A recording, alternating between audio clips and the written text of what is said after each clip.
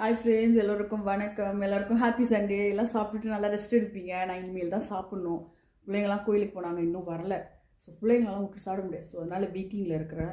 பசி காதில் தனியாக போக போகுது, அது வேறு விஷயம். இருந்தாலும் பிள்ளைங்களை விட்டு சாப்பிடக்கூடாது அப்படின்ற மாதிரி தாயாக கற்றுக்கிட்டு இருக்கிறேன். வரல இன்னும்.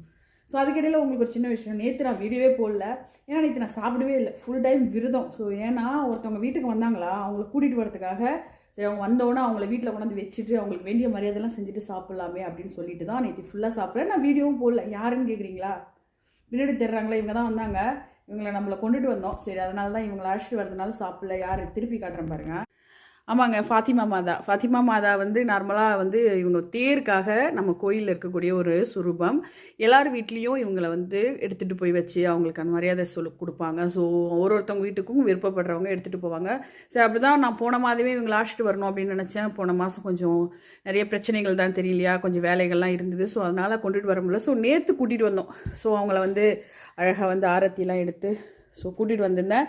நேற்று வீடியோஸ் அதனால தான் என்னால் போட முடியல. என்னால் சாப்பாடு வீடியோஸ்லாம் கொஞ்சம் பிஸி. ஸோ அதனால் போட முடியல. ஸோ ரொம்பவே சந்தோஷம் எனக்கு அந்த ஒரு விஷயத்த. நான் நேற்றே நிறைய வீடியோஸ்லாம் எடுக்க முடியல, ஆனால் சின்ன சின்ன வீடியோஸ்லாம் இருக்குது. ஸோ உங்களுக்கு அதுக்கப்புறமா எல்லாத்தையும் ஜாயின் பண்ணிவிட்டு ஒரு வீடியோவாக நான் அப்லோட் பண்ணுறேன். ஸோ அதனால தான் நான் நேற்று சாப்பாட்டு வீடியோ போடலை. இங்கே ஃப்ரான்ஸில் இருக்கிறவங்க யாருக்காவது இவங்க வேணும் அப்படின்னு சொல்லி நீங்கள் ஆசைப்பட்டீங்கன்னா சொல்லுங்கள், கண்டிப்பாக கொண்டு வந்து கொடுக்குறோம், வச்சுப்பாங்க. நான் அவங்கக்கிட்ட சொல்லுவேன். அதாவது இதுக்கான முறையாக ஒரு குழு இருக்குது. அவங்கக்கிட்ட சொன்னோம்னா அவங்க முறையாக கொண்டு வந்து எல்லாமே செய்வாங்க. விருப்பப்படுறவங்க எங்ககிட்ட சொல்லலாம். எங்கே இருந்தாலும் பரவாயில்ல, அவங்க நீங்கள் கார் வச்சுருக்கும் பட்சத்தில் தாராளமாக கூட்டிகிட்டு போகலாம். நீங்கள் தான் கொண்டு வந்து கொடுக்கணும். ஸோ அதனால தான். ஸோ ஓகே, இன்றைக்கி சண்டே ஸ்பெஷல் நம்ம வீட்டில் என்ன சமையல் அப்படின்னு பார்த்துருவோமா? நேற்று தான் சாப்பாடெலாம் பார்க்கல. ஸோ இன்றைக்கி சுட சுட சோறு.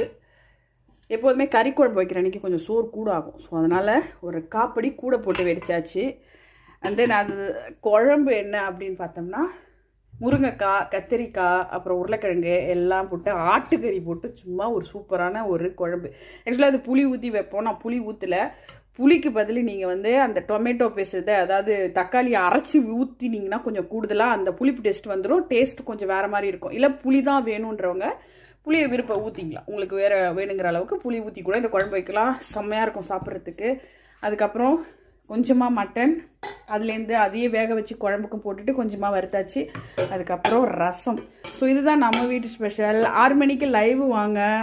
வந்துட்டு எனக்கு பேச தெரியலாம் சொல்லாதீங்க. ஹாய் போடுங்க, ஹாய் அந்துவான் போடுங்க, எனக்கு என்ன வேணுமோ போடுங்க, நான் கண்டிப்பாக பேசுகிறேன். அண்ட் தென் புது வரவு நம்ம வீட்டுக்கு செடி கற்பூரவள்ளி.